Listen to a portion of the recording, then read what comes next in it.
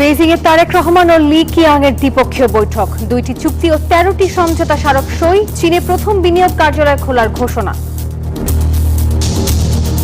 We are inviting Chinese companies to extend their value chain into Bangladesh. প্রায় 2 বছর পর ফিরছে ভারতের ট্যুরিস্ট ভিসা। 28 জুন থেকে আবেদন প্রাথমিকভাবে মিলবে দেশের 5টি কেন্দ্রে। অন্তর্বর্তী সময়ে সেবা খাতে দুর্নীতি বেড়েছে 15%, ঘুষ 12,500 কোটি টাকা, টিআইবির জরিপ। করের আওতা বাড়ানোর সাহসী সিদ্ধান্ত বলছেন অর্থনীতিবিদরা। ক্যাশলেস লেনদেনে বাধ্যতামূলক হচ্ছে বাংলা কিউআর।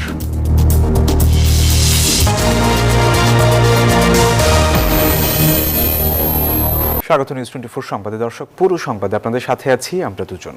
আমি সোহাগ বক্স, সঙ্গে আছি আমি নাফিসা হক। আপনারা এতক্ষণ দেখছিলেন সুপার বোর্ড সংবাদ শিরোনাম। এবারে পুরো খবর।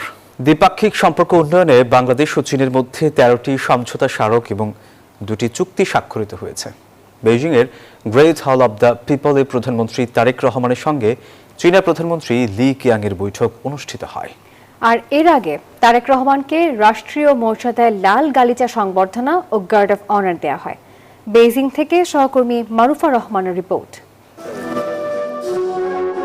রাজধানীর বেইজিংয়ে রাষ্ট্রীয় মর্যাদায় সাড়ম্বরে সংবর্ধনা দেওয়া হয় চীন সফররত বাংলাদেশের প্রধানমন্ত্রী তারেক রহমানকে। বেইজিংয়ের গ্রেট হল অব দি পিপলে তাকে স্বাগত জানান চীনের প্রধানমন্ত্রী লি সিয়াং। এ সময় তারেক রহমানকে লাল গালিচা সংবর্ধনা ও গার্ড অফ অনার প্রদান করা হয়। আনুষ্ঠানিক সংবর্ধনায় দুই দেশের উচ্চ পর্যায়ের প্রতিনিধি দল উপস্থিত ছিলেন। পরে দ্বিপাক্ষিক বৈঠকে বসেন দুই প্রধানমন্ত্রী। স্বাক্ষরিত হয় বাংলাদেশ ও চীনের মধ্যে 13টি সমঝোতা স্মারক। চীনের প্রধানমন্ত্রীর আয়োজনে বিশেষ নৈশভোজে স্ত্রী ডক্টর জোবাইদা রহমানকে সাথে নিয়ে অংশ নেন প্রধানমন্ত্রী তারেক রহমান। পরে বেইজিংয়ে এক সংবাদ সম্মেলনে প্রধানমন্ত্রীর পররাষ্ট্র বিষয়ক উপদেষ্টা হুমায়ুন কবির ও প্রধানমন্ত্রীর কার্যালয়ের মুখপাত্র ডক্টর মাহাদি আমিন জানান, দেশের অবকাঠামো এবং অর্থনৈতিক উন্নয়নে স্বাক্ষরিত সমঝোতা স্মারকগুলো যুগান্তকারী ভূমিকা রাখবে। আমাদের এই সফরের মূল উদ্দেশ্য যেটা, এমইউ তো একটা থাকবে, এমইউর পাশাপাশি দ্বিপাক্ষিক সম্পর্ককে কিভাবে আরো জোরদার করা যায় এবং যে ভিত্তির উপরেই বাংলাদেশ চায়নার সম্পর্ক গড়ে উঠেছে, যেখানে bilateral mutual trust, mutual interest, mutual respect সবচেয়ে বেশি গুরুত্ব পেয়েছে, সেটাকে আমরা ধারণ করতে চাই। China welcomes Bangladesh's application for regional comprehensive economic partnership. সফরের অংশ হিসেবে শুক্রবার চীনের প্রেসিডেন্ট শি জিনপিং এর সঙ্গে সাক্ষাৎ হওয়ার কথা রয়েছে প্রধানমন্ত্রী তারেক রহমানের। ভূরাজনৈতিক প্রেক্ষাপটে বাংলাদেশ দিনকে দিন গুরুত্বপূর্ণ হয়ে উঠছে। এবারকার চীন সফরে দেশটির উষ্ণ অভ্যর্থনা সেই বার্তাই দিচ্ছে বলে মনে করছেন বাংলাদেশের পররাষ্ট্র বিষয়ক উপদেষ্টা। এদিকে এবারকার সফর ঘিরে চীনের সাথে বিনিয়োগ, ঋণ এবং প্রকল্প কেন্দ্রিক যে সমস্ত আলাপ হয়েছে তার সবটুকুই বাংলাদেশের জন্য ইতিবাচক বার্তা দিচ্ছে। দেখার বিষয় এই সফর পরবর্তী সময়ে এই প্রকল্প, বিনিয়োগ এবং ঋণ সহায়তাগুলো কতখানি আলোর মুখ দেখেন। Marufa Rahman, news 24, Beijing, China. চীনে বাংলাদেশের প্রথম বিনিয়োগ কার্যালয় খোলার ঘোষণা দিয়েছেন প্রধানমন্ত্রী তারেক রহমান। আর সেই সাথে বাংলাদেশে বিনিয়োগ করতে চীনা কোম্পানিগুলোকে আমন্ত্রণ জানিয়েছেন তিনি। বেইজিংয়ের দিয়াওইউতাই হোটেলে বাংলাদেশ ইনভেস্টমেন্ট ফোরামের বৈঠকে তিনি এই আহ্বান জানান। বেইজিং সফরে ব্যস্ত সময় কাটাচ্ছেন প্রধানমন্ত্রী তারেক রহমান। দিনের শুরুতেই যোগ দেন বাংলাদেশ ইনভেস্টমেন্ট ফোরামে। সেখানে আমন্ত্রণ জানানো হয় চীনের কয়েকশো ব্যবসায়ীকে। প্রধান অতিথির বক্তব্যে তারেক রহমান চীনা ব্যবসায়ীদের বাংলাদেশে বিনিয়োগের আমন্ত্রণ জানান। Bangladesh is open for business, ready for the future and keen to work with China, one of our long-standing and trusted friends. We are inviting Chinese companies to extend their value chain into Bangladesh. We can help Chinese companies serve global markets while benefiting from growing large domestic demand. Bangladesh এশিয়ার পরবর্তী অর্থনৈতিক বিস্ময়ের যৌথ রূপকার হওয়ার আহ্বান জানিয়ে তিনি বলেন, গতিশীল ও সেবাকেন্দ্রিক বিনিয়োগ পরিবেশের মাধ্যমে চীনের ব্যবসায়ীদের প্রবৃদ্ধিকে সহায়তা করাবে Bangladesh. Today, I am also happy to announce that soon we will be opening our first investment office in China. Our object is simple. Chinese investors should not have to wait until they arrive in Bangladesh to receive support. We want to be closer to you, speak to you more regularly, and help you move faster from interest to decision. We are also working hard to improve our broader investment ecosystem. এছাড়া প্রধানমন্ত্রী তারেক রহমানের সঙ্গে বৈঠক করেছেন চীনের পানি সম্পদ মন্ত্রী লি গোয়িং।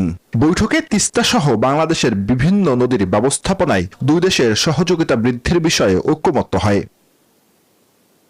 এর আগে তারেক রহমানের সঙ্গে সৌজন্য সাক্ষাৎ করেন চীনের কমিউনিস্ট পার্টির আন্তর্জাতিক বিভাগের মন্ত্রী লিও হাইসিং।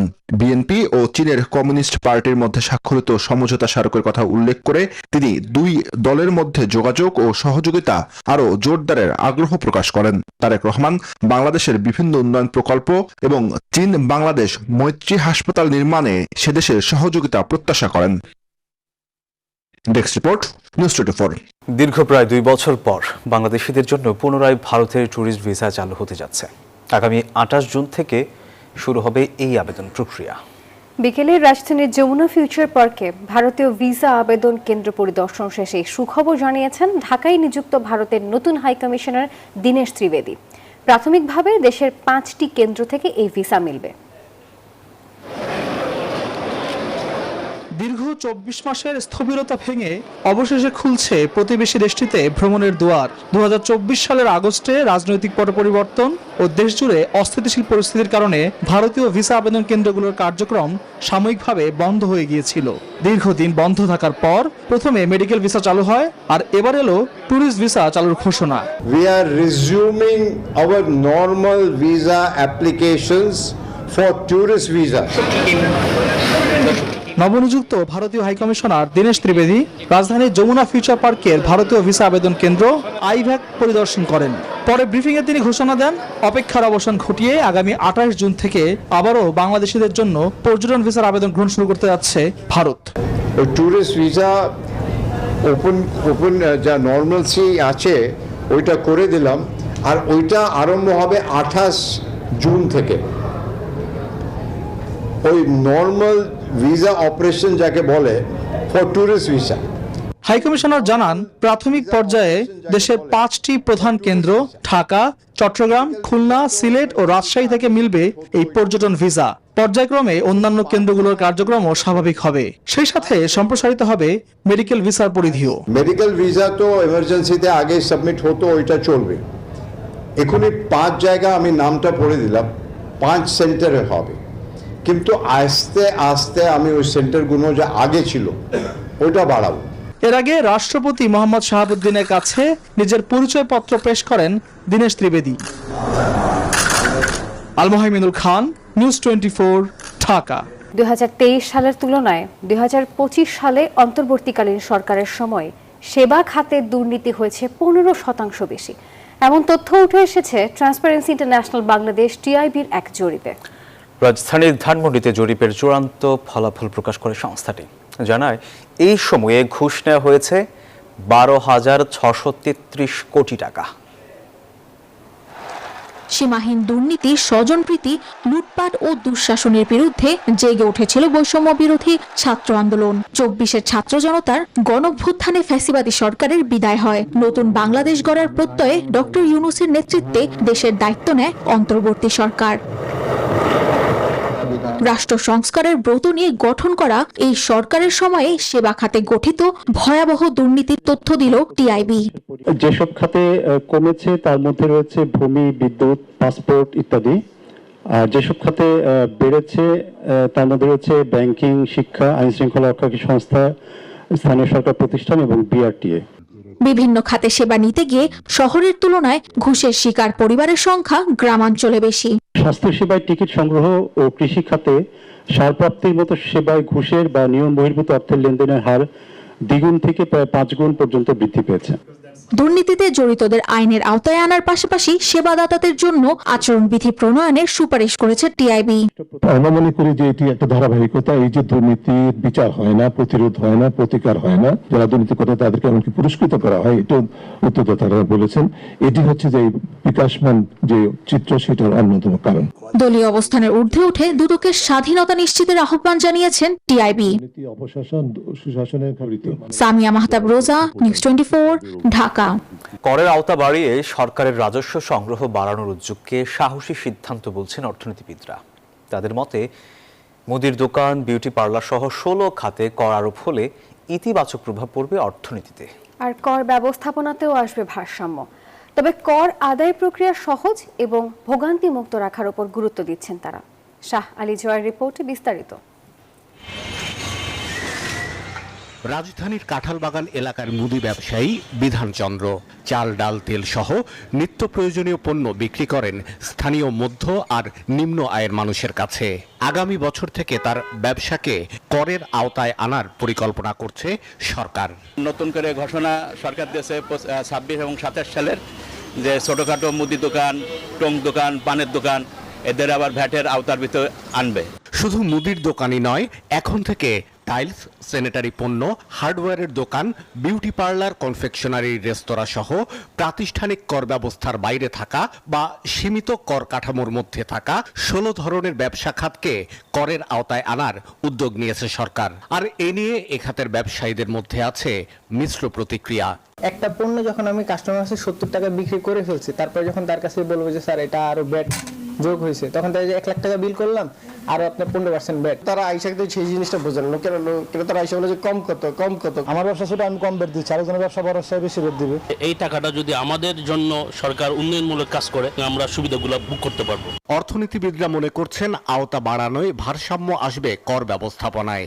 তাদের মতে করের হার বাড়ানোর চেয়ে করদাতার সংখ্যা বাড়ানোই বেশি টেকসই পথ। আমাদের অর্থনীতির যে কাঠামো আছে সেখানে ইনফর্মাল সেক্টরটা অনেক বড়, আর এটার ইমপ্লিকেশন হচ্ছে যে আমরা এখান থেকে যে কর আদায় করার সম্ভাবনা সেটা থেকে আমরা বঞ্চিত হই।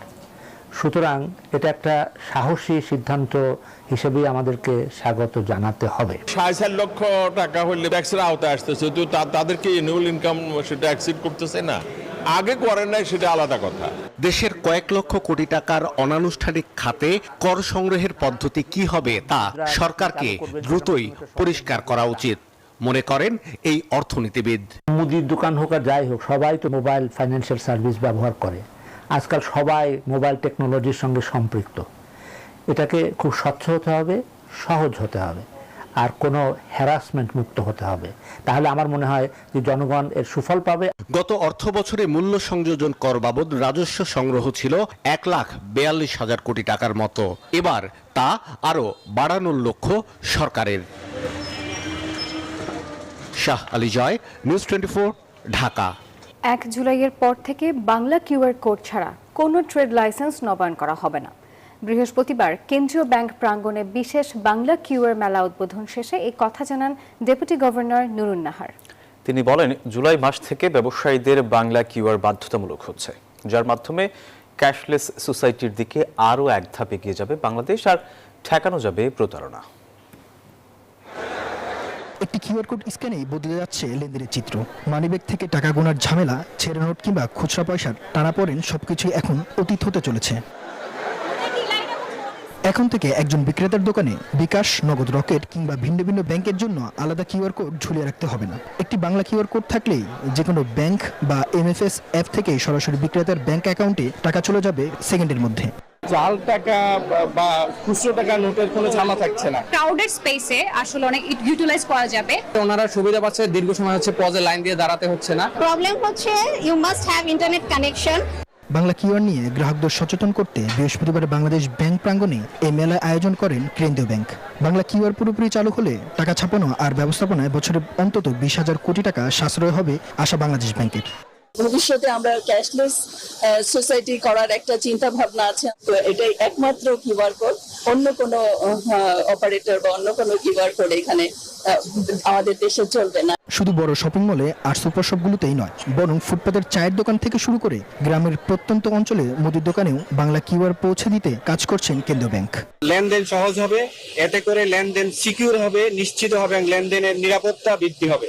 পাশাপাশি আমাদের জিডিপির আয়তন, জিডিপির আকারও বৃদ্ধি পাবে। কেন্দ্রীয় ব্যাংকের তথ্য অনুযায়ী 2025 সালে ডিজিটাল লেনদেনের মোট প্রতারণার ঘটনা 81,423টি, যাতে প্রায় 100 কোটি টাকা হাতিয়ে নিয়েছে প্রতারকরা। কেন্দ্রীয় ব্যাংকের দাবি, এমন প্রতারণা থামাতে বড় ভূমিকা রাখবেন এই বাংলা কিউআর। মামুন ইসলাম, নিউজ 24, ঢাকা। লক্ষ্মীপুরের রায়পুরে মা ও 3 মেয়েকে কুপিয়ে হত্যার ঘটনা ঘটেছে। শাহিনুর ও তার মেয়েদের উপর ধারালো অস্ত্র দিয়ে হামলা চালায় দুর্বৃত্তরা। ঘাতক সন্দেহে গণপিটুনিতে অন্তর মজুমদার নামে এক যুবকের মৃত্যু হয়েছে। পুলিশ জানায় ঘটনার তদন্ত চলছে। আর এই ছিল নিউজ 24 সংবাদের এখনকার আয়োজনে। পুরো আয়োজনের সঙ্গে থাকার জন্য ধন্যবাদ সবাইকে।